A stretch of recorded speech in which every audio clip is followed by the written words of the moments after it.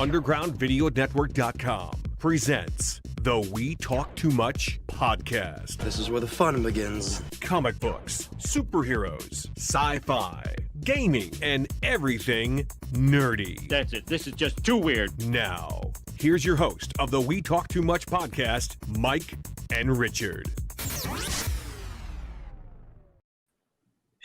Hey everyone, and welcome to this episode of Underground Video Network's We Talk Too Much. I'm Mike Boroff, and this is Richard Ketterjohn.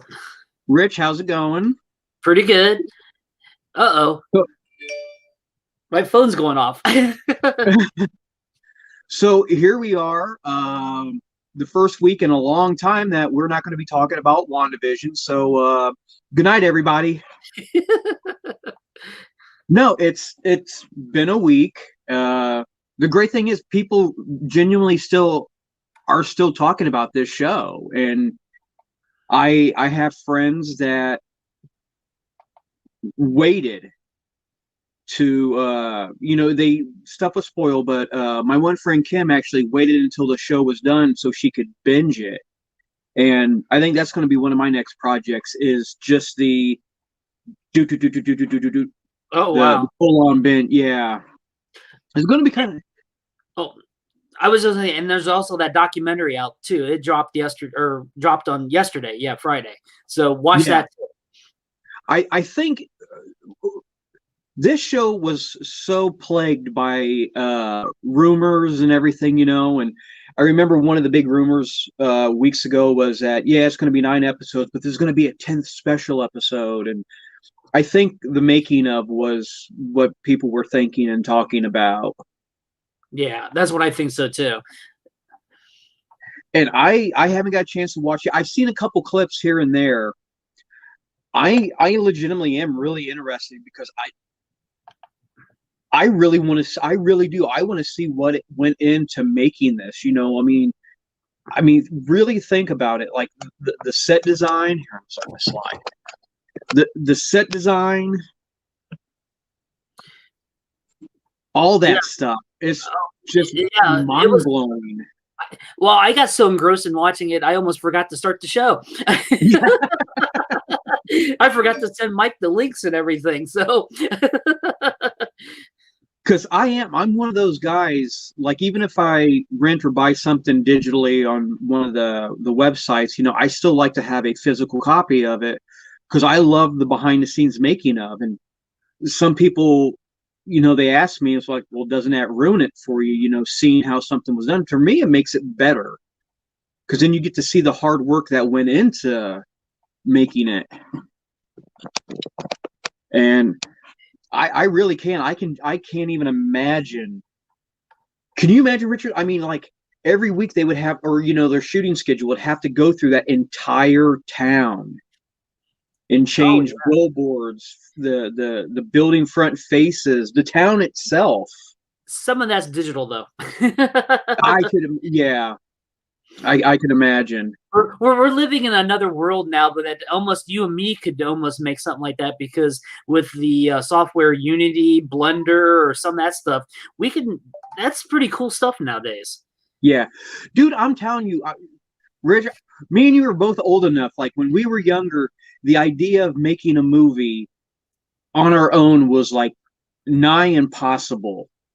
But have you noticed, Richard? It's like seriously, like just the other night I was flipping through Amazon because I'll spend 4 hours watching previews and trailers for really bad stuff and not actually watch anything.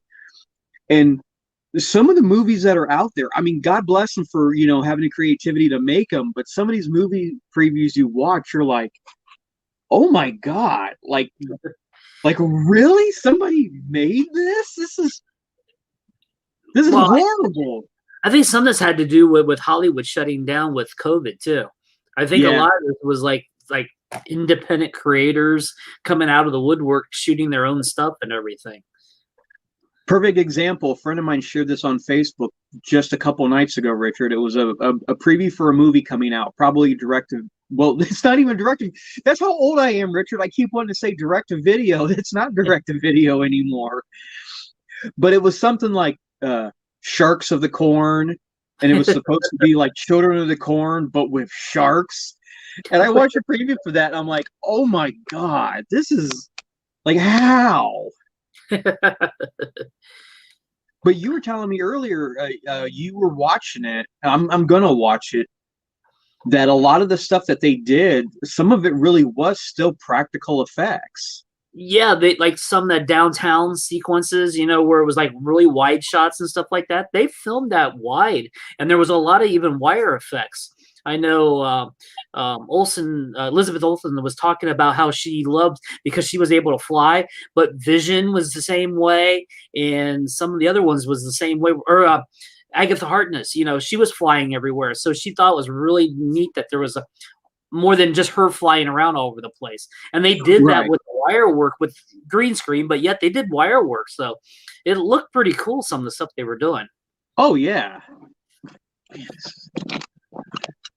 But no, it just goes to show you really can't beat good practical effects. I mean, you can have a person just like standing there and do a green screen behind them, but it'll still, even if it was like an amalgamation of two, it still can't top, like practical wire. Because I mean, that was some really good flying that they showed. I liked how they always showed them like when they would lift up, and they weren't just standing taut. You know what I mean? They weren't just standing straight up. They had the like that classic hovering flying pose. They really nailed that one. But yeah, it did. It felt really weird last night to not have, it was like click, click, click, click, click. Oh no. But I mean, we've only got one more week until Winter Soldier and Falcon, or Falcon and Winter Soldier. Yeah. What'd you think of that last trailer they dropped? The one where they're arguing over the sorcerer? Dude, that 1 minute preview was like everything I want that show to be. I mean, that it nailed the chemistry between the two of them down. And I loved it when Sam mentions Gandalf. Is like, well, you know what I'm talking about? He goes, yeah, I read the book when it first came out in 1937. I was like, shit. Like, that was such a great little flex. Shout out, hey Mike, haven't seen you forever. Thanks for tuning in. An old friend from high school. One of mine. Oh, okay. Yeah, he's watching. But no, that whole interaction between them. I mean, Sam had a point. It's like the big three: aliens, robots, or wizards. Androids, yeah, androids or wizards. That's one of the big three. And it was such a great delivery by Sam Mackey, because when Sam has the revelation that he goes, wizards are nothing but sorcerers, or sorcerers are nothing but wizards without hats. I just thought of that. That delivery made it feel like Anthony Mackie, like that was an ad-lib line, that, you know what I mean? Like, he had that genuine look of pleasure on his face. Like, I just thought of that. Oh yeah. I did. And the other part of the preview, Rich, I really liked was when Bucky grabs that the big monkey wrench to tighten that valve down or whatever it was. And Sam was like, really? Robot arm? And then he's just like, but I'm right-handed. I was like, oh my God, that's something I never thought about. That was such a great line. But I'm right-handed. Oh, I'm ridiculously excited for this. We've seen the previews before, when they showed, Sam throwing the shield. I was invested there, but that last trailer that last preview they dropped, that had me hook, line, and sinker. This is going to be amazing. Yeah. What I've noticed though, I was reading on IMDb, how I always look ahead, see how things are going to work out and everything. they're numbering as episode 1.1.2.3.4.5.6. So it sounds to me like they're already planning for more seasons. Yeah, that's what it looks like to me. And it's kind of funny is remember when we used to do that all the time with Behind the Counter, we would have underground, .1, .2, .3, because I think that one episode in your basement was like, no, yeah, I think that's one we did there with when Peanut and D-Boy. It was like, what was it, 5.5? We want to. Yeah. But that was because we could only put like 15 minutes on YouTube because we had that YouTube restrictions back then. Yeah, way back when we had to wait 5 minutes for the dial-up to link on, and well, I still remember that because we talked forever and we had to break stuff down, because we could only put out 15 minutes here, 15 minutes there. And I think I remember because the Watchmen, it came out in 2009, and I don't think he was able to be part of that one, but that was a 4-part episode that we did there because we filmed that over at I think Jake's house or something. We had D-Boy, Peanut. I think there's 5 of us that night filming that one. Man, but I mean, it really does make sense that they would plan for more seasons because this show lends itself to more seasons. It's not like WandaVision that had, people were really upset when they found out that there wasn't going to be more seasons, but then you ask them, how? Yeah. What was she going to, invade another town, and yeah, it just doesn't make sense. That one it didn't make sense. But I mean, at least they're planning for, because I mean, the Adventures of Sam and Bucky. I mean, and what's great about that idea is doing a season here and then waiting. They can set up and then go after the movies. You know what I mean? It wasn't like WandaVision that had to be very careful about the outside, MCU and right. But with Sam and Bucky, they can plan ahead for that. It's like, well, in season 2, we're going to be dealing with the stuff from this movie and this movie. Yeah, but I still think I'm going to take what's his name? The head of all the Marvel stuff. I'm going to take that with, yeah. He's been talking that the TV series are going to be within themselves. Right. I mean, pieces will leak out, of course, because we got Rambo probably become Photon, coming over into Captain Marvel. But I think but you got that in the movies too, because the movies were kind of independent of themselves, but there was little pieces that would always leak over, like the after credit scene or the mid credit scene, the after credit scene. We always got a little bit of sampling, and that's what we got here too. So it did feel like Marvel towards the end. It really did justify itself. And I just think if people would have just stopped comparing it to the comics, this is the movie universe, or this is what they're, the cinematic universe or whatever. I think that's what. Going forward, I think everybody just has to stop all this crap and just let the writers write their stuff. But it is good that the writers are smart enough to still take elements from the comic books. You know what I mean? That they can still draw from that amazing resource. Yeah. I mean, White Vision is, Oh yeah. I know that whole sequence was just straight out of the comics, but at the same time, I think they need to start coming up with some of their own. Right. I think we're at this point where it's nice to bring stuff out of the comics, but at the same time, they need to start creating maybe some of their own independent stuff too. And I think that's what we're going to get with Falcon and Winter Soldier. I think this might be something newer because they never really crossed over too much in the comics. Mostly just when Bucky became Bucky Cap. Right. That was about a lot of it. They have recently though. That's true. So in the comic books recently, they've teamed up quite a bit. Yeah, so they can pull from that. But like I said, I just wish they would just come up with their own stuff. I think we need to start, seeing newer stuff.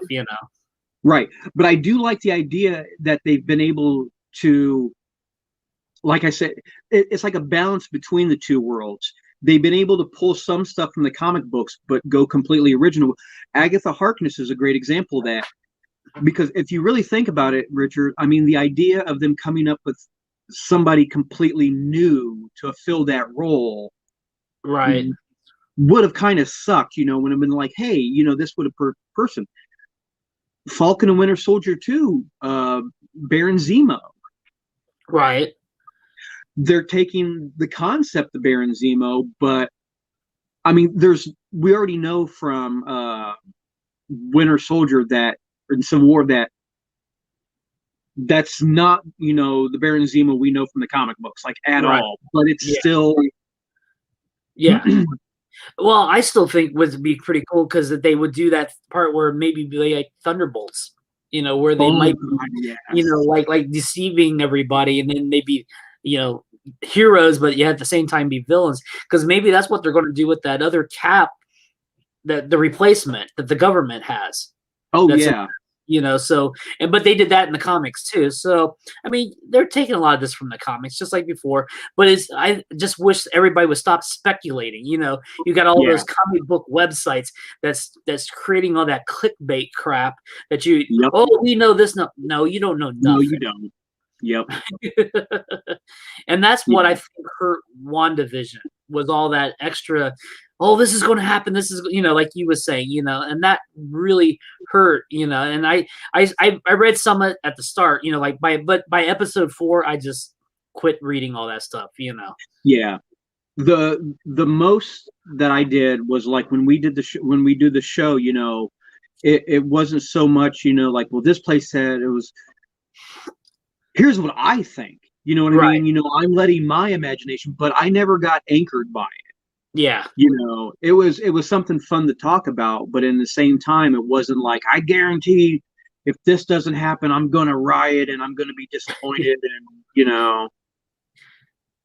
I'm going to boycott Marvel. No more Marvel. Yeah. No more Marvel. If I don't get my Fox heroes, I think that was the funniest one, is what they did with Petro. I do. Honestly, I do too.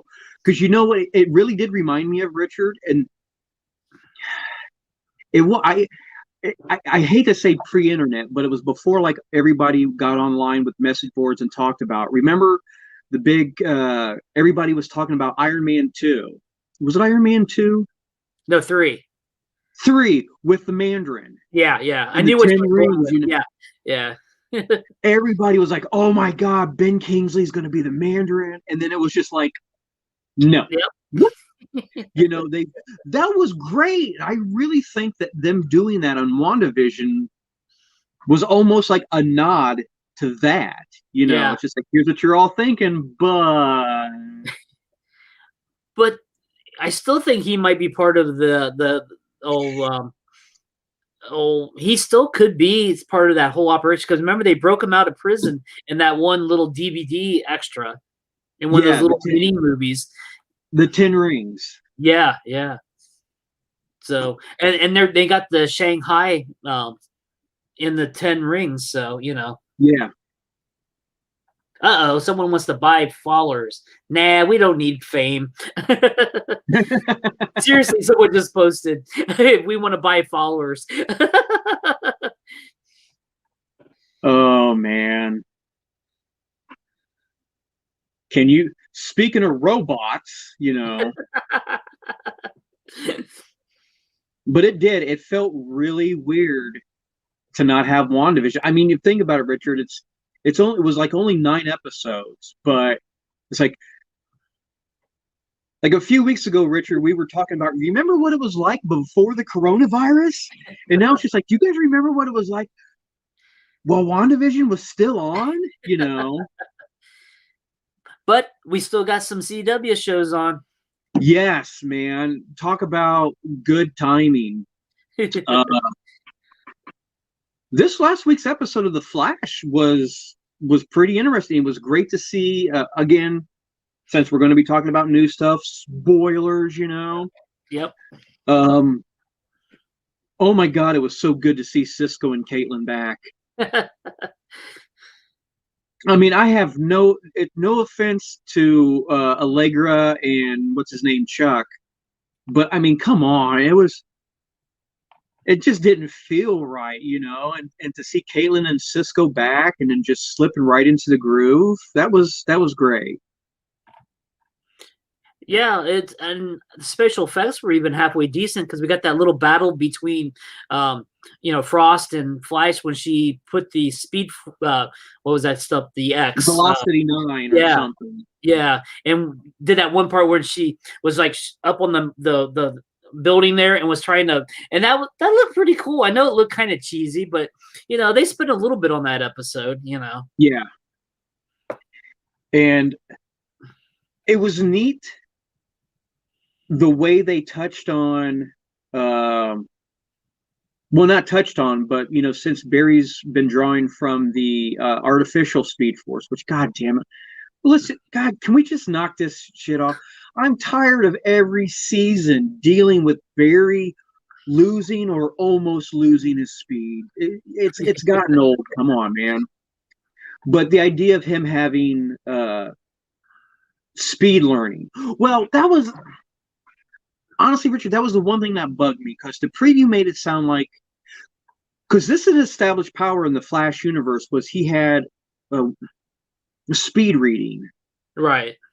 Which I always thought was cool because it wasn't a permanent thing. Like he would speed read something, he would know it for he would retain it for a short amount of time, right? But then just the way his brain worked, it dissipated. I was thinking we were going to see something like that, but nope. We got the Vulcan version of Flash. that bugged me because, like, being that his brain fired faster, all of a sudden he just knew stuff he didn't know before. Right. It was like he was seeing the future or something. That didn't make no sense either. If they would have showed him like speed reading a bunch of physics books, I would have been fine with that. Right. Your brain firing faster doesn't just automatically mean you know stuff you didn't know before. Right. You know what I mean? Because like when he was doing that stuff on the board, it's just like, okay, I understand your brain's faster. Where did you learn it? He didn't even write it yet. Yeah. So he got it from like a multiversal type Earth or something. You know what I'm saying? And it just didn't make no sense. It really didn't. Because he would almost had to write it out before he would even be able to read it, but he didn't even write it out. Yeah. Basically, it was almost like they were saying his brain was so, like you said, Richard, his brain was so fast he was seeing the future. Yeah, that's what it seemed like. It doesn't work that way. Yeah. If it does work. But the one thing I did like about it was, like you said, we got to see the Vulcan Barry, which was nice because, last episode we got to see Grant Austin show off his comedic side, which we haven't seen for a long time. Right. It's been seasons before we got to see the lighthearted Barry. In this one, we got to see Grant Austin flex his acting chops some more, with the damn near, like you said, Spock, like almost robotic. Right. Well, Cisco was explaining it, how they kept that part out of when they created the new Speed Force so that he wouldn't become emotional or something, but they didn't realize that's what it was going to be because they were using what's his name's Eobard. Yeah, because they didn't want him to become evil if this would have done that or something, Yeah. Which still don't make no sense because I don't think that's how the Speed Force quite worked. At least in the comics, it doesn't. No, not even the artificial Speed Force. But I mean, getting to see Grant, it was nice to show Grant's acting range again. Aside from just mournful and lost and sad and depressed, like, God damn it, you're not Ollie. Just stop writing him like he's Ollie now. Yeah. course, they brought Iris back, so now that kind of was a weird situation. Because he brought her because she had the knowledge more to figure out what's going on and stuff. I just kind of wish they would get this whole mirror universe stuff over with and just move on something new. Yeah. And then But but it was good to see Daniel Panabaker back, and it was good to see Cisco back. Yeah. And for an episode like that, they had to have brought them back, because for Barry to have completely shut off his emotions around Allegra and Chuck wouldn't have had the same effect as people who have known him for years. Yeah. And goddamn, I love Killer Frost, man. I love that. That's just an awesome character, and I liked her snarky remark to the Mirror Woman. It was like, "Oh, nice costume." It's like, really, take a look in the damn mirror. Pun aside, look at the damn mirror. You're gonna mock a costume. And Cisco's whole thing with that little quantum ball. Random, but he knew where it was going to go. So yeah. But it was. Yeah, it was what it. I don't know. Go ahead. It's not leading up to be another strong season. It's kind of following the same kind of mediocrity that the last couple seasons of Flash have given us. Well, I think these episodes were supposed to be part of last season. So. True, I forgot about that. You are absolutely right.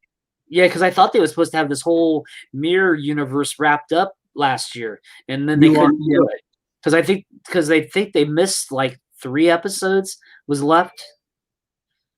Yeah, like that. I think that's what it is. So hopefully after next week, maybe we'll get through this, and then we can have a new season. So does that mean, Richard, like the next episode's going to be a cliffhanger, but then we're going to have an episode like right next week? It's like, ooh, what's going to happen? Oh, here's what's going to happen, and Yeah. But speaking of CW, man, the show. So many people. You know what? There's WandaVision. This is how many people were talking about WandaVision. I'm telling you, amongst my circles, even with people who aren't like diehard comic book fans, yeah, Superman and Lois has really struck a chord with a wide variety of people. That show, 3 episodes in, has still consistently delivered. Damn! I love that. I legitimately... And I know this is coming from me. I am a diehard Superman fan. I'm surrounded by it, but that means I'm just as I'm probably more critical of it than anything. Dude, I'm loving that show. The more I see Tyler Hoechlin, the more I am just absolutely. Dude, he's ranking up there for me, my favorite Supermans. I think he fits the role perfectly. I know we've talked about this before, Richard. He's not this big hulking, testosterone jack dude, or he's not 6-7 feet tall, Right. When he slips the glasses and the beanie hat on, I'm not gonna lie, I buy it. You know what I mean? Or the coach's hat. Oh God, I did. I really did love that. And so far, the show is being very well written in that they are doing a great balance of Superman and Clark Kent. Oh yeah. You know what I mean? Right. It's really even. I mean, I'm sure there's going to be episodes that are going to be more Clark based, and I'm sure there's going to be episodes that are going to be more Superman based. But I mean, so far, they have found the perfect middle ground. Yeah. Because for everything great we had at Superman, we got really good Clark stories, And we're getting another solid Lois Lane story, even though she's not with the planet anymore. I I love that concept. I legitimately really do. I mean, because think about it. I mean, look at our modern times, Richard. You know, I'm sure a newspaper like the Daily Planet wouldn't, go out of business, but it would. Well, even the comic books they deal with it struggling. They in the comic books they've had to reach out for different media, like online content and everything. Well, they even But did that back in the actually, what was it, in the late 70s there, when newspapers were first starting to fold up and stuff. Remember how yeah, Clark transitioned from newspaper writer to TV? yes, yes, yeah.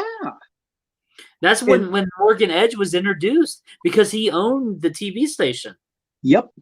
And the idea that in Superman and Lois that Morgan Edge owns the Daily Planet, like he said, it fits. Yeah. It's one of those great. It's kind of like what we were talking about, Richard, with the Marvel universe. It's like they're doing it right, where they're pulling just a nugget of source material in, but going off in their own direction. And the idea that Clark got laid off from the Daily Planet actually really made sense because, I mean, even in the comic books, Clark is one of the top reporters, but he was no Lois Lane. Right. Lois was not going to get laid off. Clark always fell under the radar, purposely. He never put himself out there that much. So the idea that he got laid off from the paper wasn't just like fan service for a plot device for the show. True. Yeah. It wasn't like we were going, oh, the Daily Planet would never lay off Clark. Yeah, they would, and it made sense. He probably was getting paid too much. Oh. That's entirely possible. I mean, that goes back to any place, any job, really. I mean, yeah, you're great. We pay you this amount, but we could hire 4 interns to churn out, what we're paying you. Yep. You and me both know that personally. We do, man. And I love the idea that Lois was strong enough that, and their family was tight enough that she didn't just immediately quit because they fired Clark. She quit because of what Morgan Edge did to her story. Right. That really solidified Lois Lane's credibility and what's the word I'm looking for? Not pride, but integrity. Yeah. Like, you're going to edit my stories? I'm out, Yeah, I mean, that was her story, and she, she's Lois Lane. Yeah, and you rewrote my story? I don't think so. But I still thought that was funny when she walked into what is it, the like Gazette? The Smallville Gazette. Yeah. Yeah.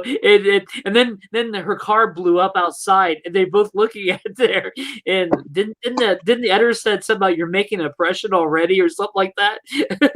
I like what she said before that, though. She goes, "You don't happen to drive the minivan that's on fire, do you?"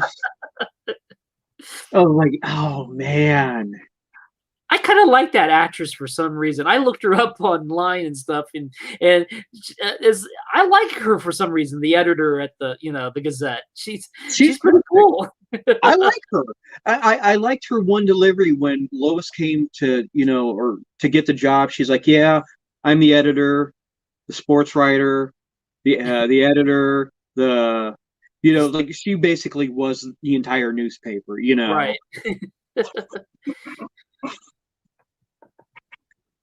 And I really like how they're fleshing out all of the characters. We got to see more with Lana and her husband. Right. We got to see the genuine conflict there.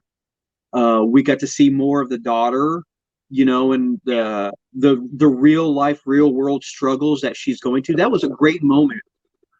with her and Lana in her bedroom, Yeah. when her, she reached out, she's like, you never told me why, and it felt very real. It felt very natural, and it didn't feel like oh, we got to give these actors some screen time. You know what I mean? It wasn't like throwaway scene. It was real. We're starting to really care about these characters. Yeah, because it's part of the story. I think that's what makes Smallville grounded. Is the supporting characters and them moving back. Because I think that's what gives the boys their playoff of like in the high school. Yeah, and man, I'm telling you, I appreciate Smallville High, the set, so much. That's a real goddamn high school, man. That's a real. The hallways are about that narrow, bad lighting. I'm not knocking these shows, but like Sabrina, the Chilling Adventures of Sabrina, when they showed her in high school, and all these other shows that were set in high school, those were sets. I've been in, when I was in high school, I've been in dozens of high schools across Ohio. None of them look like that. Smallville High looked like every high school I'd been in. Had the funky clock up hanging off the wall, the dingy, dirty floors. It's just small details like that, Yeah, I think. Yeah, I was just saying their set designs must have. Are they even using a real high school film those? I think. I don't know, but that's one of the things I appreciate about the show is Flash and even Green Arrow to a lot of extent, except when they were on the street. They all feel very set-like. Like you can tell they're being shot in a set. Yeah. Superman and Lois legitimately feels like on location. It's got that film quality to the shoot. Yes. They really do. I expect that like when the cameras turn, like if they were to pan the camera around, it would be a legit hallway. Yeah. You wouldn't see just the lights in a sound stage. That's why I think they're actually shooting in a real high school. That's what I would bet. They probably went out west somewhere, and I don't even know where it's being filmed. I haven't looked into that. I should look into that, see how all that is put together, because I always like that about different series. Me too. Which goes back to that WandaVision thing we were talking about. I like to know that stuff. Yeah. Stuff like that doesn't ruin the illusion for me. It makes me appreciate it even more.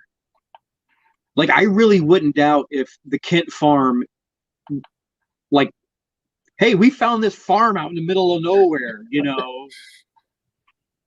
But like you said, the idea with Morgan Edge actually giving Lois her own independent story, that's great. You know what I mean? They're not treating her like Superman's wife. Yeah. She's her own character in the show, and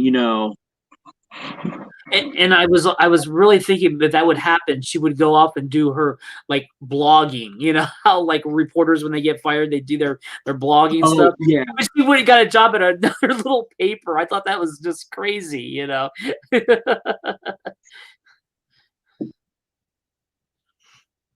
I can't see that happening though. I could see her again. Rumors speculate, but I could see her in the future. I mean, especially Richard. We talked about like with the coronavirus. People have found ways to work from home. You work for a newspaper doesn't necessarily mean that you have to be in that office. Yeah. Why does the reporter have to be there to to finish her story and everything? And what would actually be really cool, Rich, is if later on we find out that what was it? Because we talked about earlier, the Daily Star picks her up. You know what I mean? From the old Superman comic books, Yeah. But I love the fact we've been talking about it. We haven't even really talked about the key points of the show, this episode yet. Clark adjusting, the boys adjusting to their dad being Superman. We learned of one of the biggest fears that you would have if your dad was Superman, that Clark was listening in on him. When the boys got into that fight in the hallway, and then Clark just miraculously showed up. Oh, the boys were quick to call bullshit. They were so super quick to call bullshit. And it was a nice callback, too, for when he was talking about it with Lois. You know, Superman's Kryptonian, but let's be honest, he's still human. He made that mistake with Lois, too, you know, and they addressed it. You know, she goes, remember what it was like when I found out you were listening in on me? He's like, yeah, I thought I almost lost you. And she's like, you almost did. I was like, damn, that was like a real, again, take it with a grain of salt. We're talking about Superman. But Right. that was like a real moment. That would have happened in their relationship. You know what I mean? Yeah. I mean, he's not perfect, you know. He would have made that mistake, and he made that mistake with the boys. True. You know, and he just wants to protect them because he didn't even know he was playing football until they found out he was, when he was playing football and stuff. Oh yeah. And again, that was a nice touch too. Was that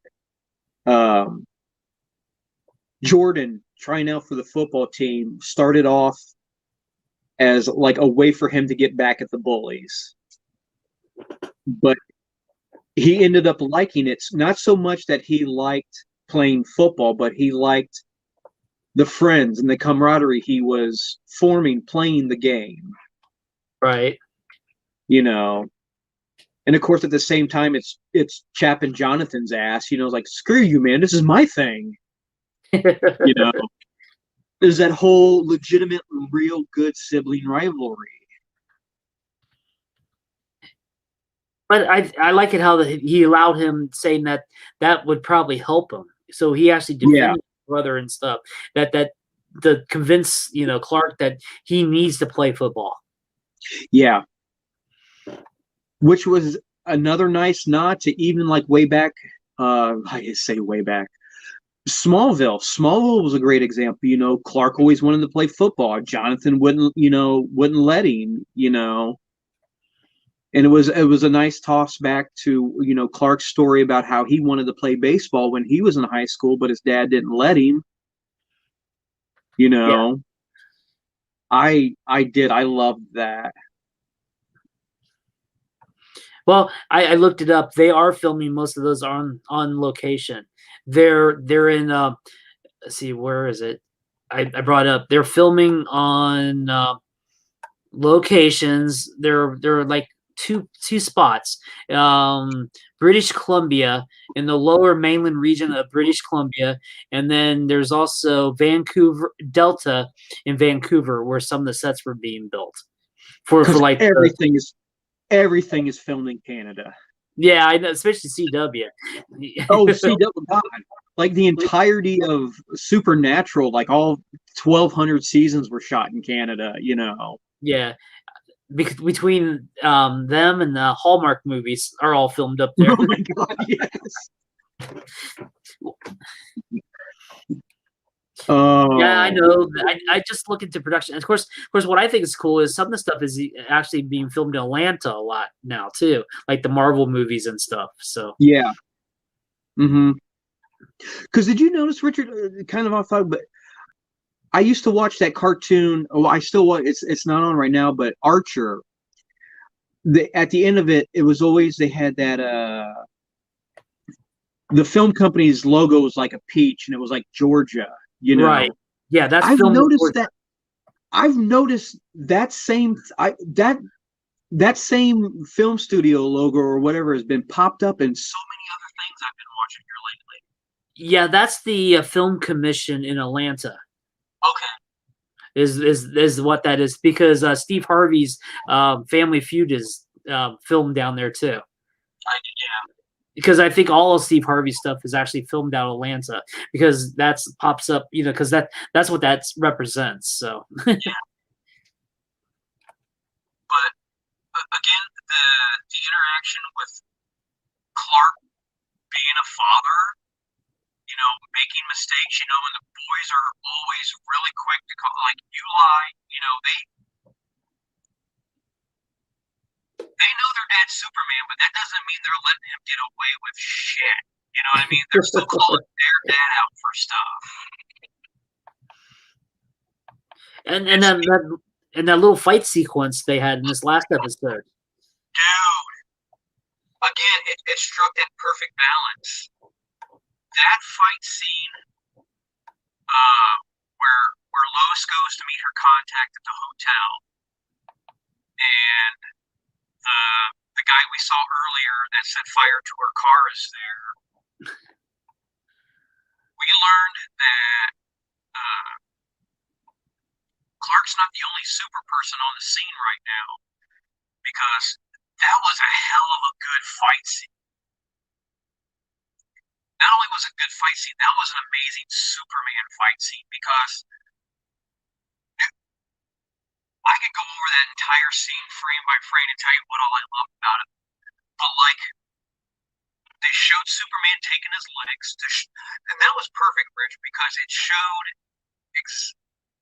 perfectly within this universe that Clark is, Superman is not God. It doesn't, no matter how strong the bad guy is, Superman's not always going to take it on the chin and just shrug it off. He's going to take his licks, which always makes the best Superman stories. When it's not just Superman going like this and the bad guy flies off or whatever.